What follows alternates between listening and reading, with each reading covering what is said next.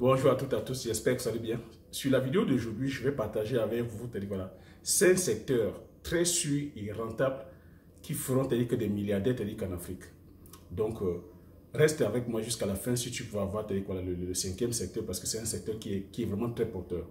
Donc, salut, si tu me vois pour la première fois, je m'appelle Thierry. Sur ma chaîne, je parle d'entrepreneuriat et d'investissement en Afrique. Car je reste persuadé que c'est en entreprenant, en investissant sur le continent qu'on pourra développer notre continent. C'est en investissant massivement sur le plan économique que le continent pourra se développer.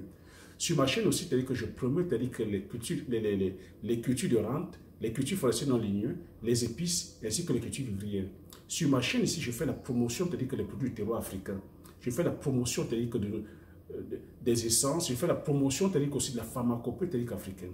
Je promeux ici voilà, les mets africaines, n'ayons pas honte, exposons nos mets, partageons nos mets au reste du monde. Si j'ai créé la chaîne, c'est afin de te partager mes astuces et techniques business, afin de pouvoir t'aider dans tes réalisations ou soit dans tes futures réalisations.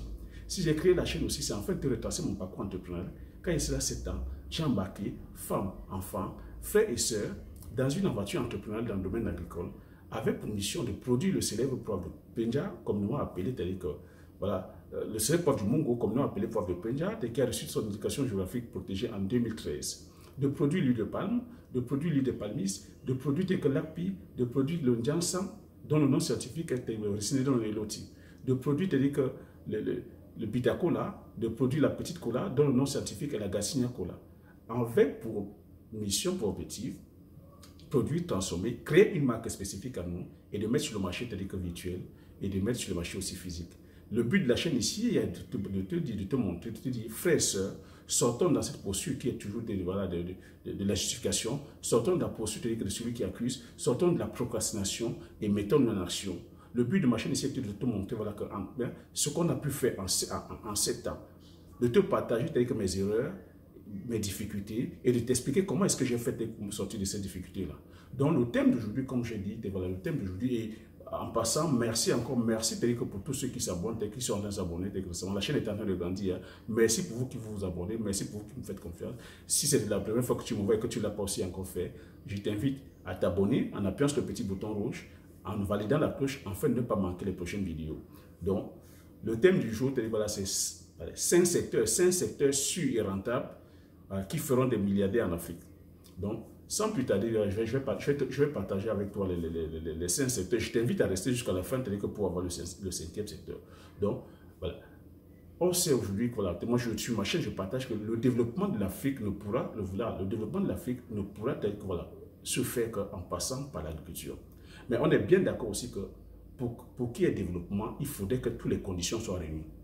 Et présentement en Afrique, toutes les conditions ne sont pas réunies pour qu'on ait, une agriculture voilà, digne de ce nom. Pour qu'on ait une agriculture moderne. Quand je parle d'agriculture, je parle d'agriculture et élevage.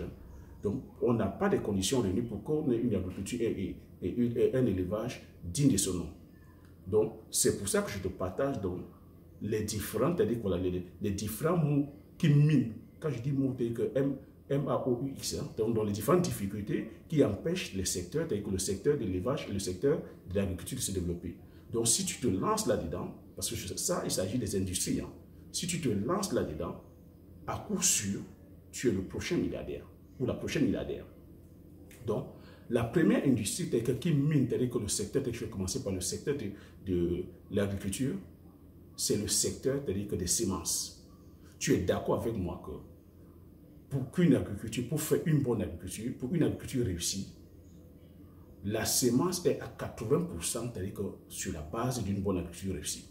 Donc, il y a ton expertise, ta connaissance, mais la semence est à 80%, sinon elle est à 80%.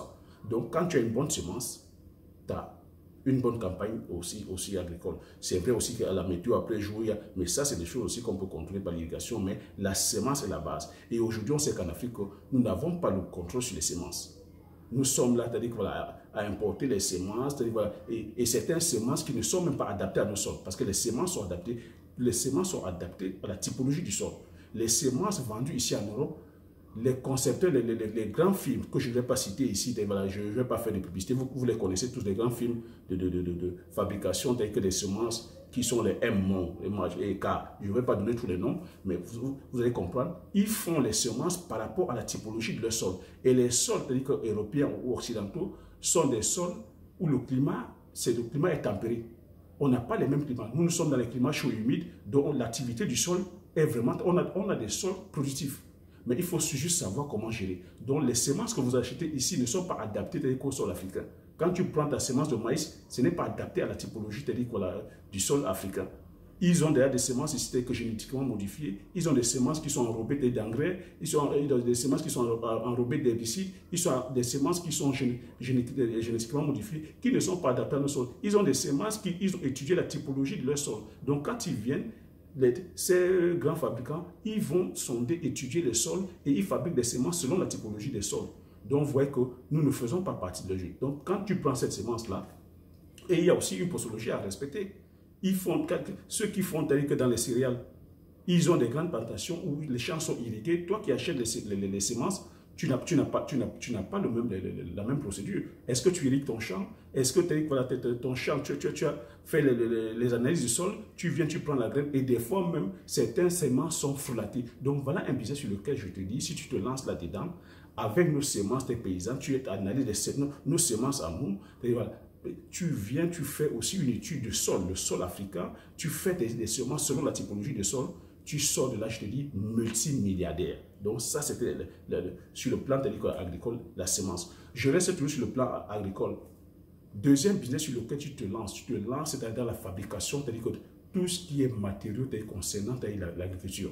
Quand je parle des engins, quand il y a une fabrication, même la vente aussi, hein, quand je commence les tracteurs, tu te lances, voilà un business porteur. Le petit matériel, tout ce qui est la daba, là où tout ce qui est équipement de traction, tout ce qui est irrigation, tout ce qui concerne l'agriculture, tu te lances dans ce créneau-là, à coup sûr, tu es milliardaire. Le deuxième business aussi sur lequel tu vas te lancer, cette fois-ci, je vais plutôt t'amener vers l'agriculture, vers l'élevage, parce que c'est-à-dire que l'élevage et l'agriculture vont de pair. Tu conviens avec moi qu'on fait un élevage où on ne maîtrise pas les tenants et les aboutissants. Nous sommes en train de lever, c'est-à-dire que des races qui ne sont même pas, qui ne sont pas d'origine africaine. On élève des races occidentales qui n'ont rien à voir avec le climat africain. Restons sur le cas de la volaille. La volaille, par exemple, lorsque est-ce que la volaille telle qu'on l'élève aujourd'hui, est-ce que ces volailles-là sont adaptées au climat africain? Non. On a beaucoup plus de pertes par rapport au climat. Ces oiseaux-là ne supportent pas le climat africain. Quand tu ramènes un oiseau, les poules, comme au Cameroun, tu vas l'élever à 40 degrés, alors que le poulet est habitué à une température ici, tempérée, où ils sont dans le froid, où le climat est adapté à leur température, vous les amenez. Voilà pourquoi des fois on ne maîtrise pas le circuit parce que le climat n'est pas adapté. Même ceux qui font des élevages, le poulet de chair, le poule pondeuse, est-ce que vous savez que la poule mange par rapport à la température?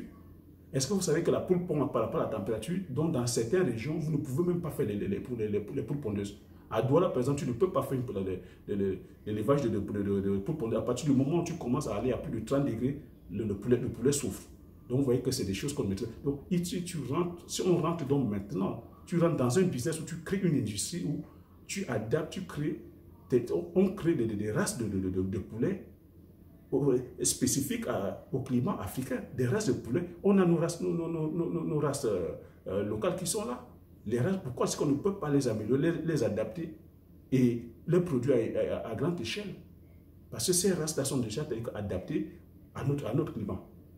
Donc si tu te lances à la fabrication, sur le plan génétique, à la reproduction des races animales, ce qui est propre au poulet, est propre au porc, est propre au lapin, est propre à tous les animaux. Donc l'industrie de la reproduction animale. Voilà le troisième business. Donc le quatrième business sur lequel je vais t'embarquer, c'est sur l'énergie. Donc le cinquième business, c'est sur l'énergie. Donc, le cinquième business, c'est sur l'énergie. Donc, en parlant d'énergie, je vais te décliner. Quand on dit aussi, si on veut fabriquer, si on veut produire, si l'Afrique veut se développer, tu ne peux pas créer les industries telles que sans l'énergie. Tu es bien d'accord avec moi? On ne peut pas se développer tant qu'on ne maîtrise pas notre énergie. On a l'énergie qui est déjà là, qui date depuis Mathusalem, où on a à chaque fois des délestages. Tu ne peux pas monter une grosse industrie sans énergie. Tu ne peux pas faire la haute technologie sans industrie, sans énergie, autant pour moi. Tu ne peux pas, un pays ou un continent ne peut pas se développer tant qu'elle ne maîtrise pas l'énergie. Donc, sur le plan énergétique, voilà, je vais te décliner comme ça 3 procédés où tu peux te lancer. On peut se lancer pour parler déjà, parce qu'au Cameroun, par exemple, au Cameroun, nous nous sommes lancés sur le plan, c'est-à-dire que voilà, la politique énergétique est sur le plan hydraulique. Donc, on a des barrages qui sont là, qui ont la capacité même, hein, mais qu'est-ce qu'ils font? Est-ce que c'est fait exprès? On est toujours à chaque fois, c'est-à-dire qu'en manque d'énergie. Alors que les ressources sont là, je l'ai déjà dit plusieurs fois ici, on a des ressources qui sont là, on a des cours d'eau, on a des fleuves, on a la mer, on a la capacité pour pouvoir faire des barrages performants, mais on n'arrive toujours pas. Donc, tu te lances dans un business qui est porteur, dans vraiment dans le secteur, c'est-à-dire que de l'industrie, c'est-à-dire que de la fabrication, c'est-à-dire que de l'énergie solaire. Tu peux commencer d'ailleurs par vendre les panneaux solaires, c'est-à-dire que dans les ménages, tous les villages reculés qui n'ont pas d'électricité, tu commences à vendre les panneaux solaires. Tu peux toi-même aussi te retrouver à fabriquer même les panneaux solaires. C'est une industrie à fabriquer les panneaux solaires. Ça va générer de l'emploi, ça va générer des devises à l'intérieur. Tu fais des installations. Ça, c'est d'abord le soleil. Le deuxième business aussi, c'est que dans l'énergie. Alors là, c'est là-dedans où je pense que la ressource, même tu n'auras même pas à chercher. C'est-à-dire que la transformation de nos déchets, les déchets ménagers en énergie. Je m'explique. Tous nos déchets, par exemple du Cameroun, et c'est même propre à l'Afrique, quand tu te balades, il y a la saleté partout. Est-ce que tu sais que c'est une ressource? Il y a de la saleté partout, les ordures, les machins, les ordures ménagères. Quand tu vas dans les marchés, les villes et tout, et tu peux même, tu collectes tous ces déchets, les déchets ménagers. Tu vas, on a aujourd'hui aussi les grands centres commerciaux qui commencent à arriver, les carrefours. Tu vas récupérer que tous les invendus, les déchets, tout ce qui est l'alimentaire, les légumes et tout. Tu crées un parc où tu recycles tout ça. Donc, comment est-ce que tu vas faire? Le système, c'est quoi? C'est la méthanisation. Donc, la méthanisation, c'est quoi? C'est que tu crées que des biodigesteurs, c'est quoi? Il y a des spécialistes pour ça. Hein, que toi, tu peux te former, tu vas avoir des spécialistes. C'est des grosses fosses dans lesquelles on vient déverser tout ce qui est matière organique, matière végétale. Donc, en se décomposant, c'est quoi? Qu'est-ce que c'est fait le travail? Ce sont les acicots, ou si tu veux, ce sont les bactéries qui font le travail. Les bactéries vont décomposer dès que la matière organique. Et derrière ça, la fermentation, cette fermentation va créer des vapeurs, va créer des gaz. Donc, tu peux créer, à travers ça, tu peux créer du biogaz. À travers ce biogaz, tu peux aussi créer de l'énergie, donc de l'électricité. De l'électricité que tu arrives peut-être dans des villages, dans certaines zones, alimenter même des villages. Donc, ça peut pallier même aussi, aider aussi à soutenir le manque d'énergie nationale. Derrière ça aussi, tu crées le gaz, tu crées l'énergie, tu crées l'électricité, tu peux créer aussi de l'engrais, de l'engrais vert. Parce que le déchet, lorsque le biodigesteur digeste la matière organique, ça rejette des effluents. Ces effluents-là sont très riches en nutriments. Donc, tu peux aussi créer, comme ça, que dans la même lancée aussi, de l'engrais vert, que tu peux aussi faire un business et distribuer aux paysans. Comme ça, nous pourrons, les paysans, les agriculteurs pourront utiliser un engrais vert et se passer de l'engrais chimique.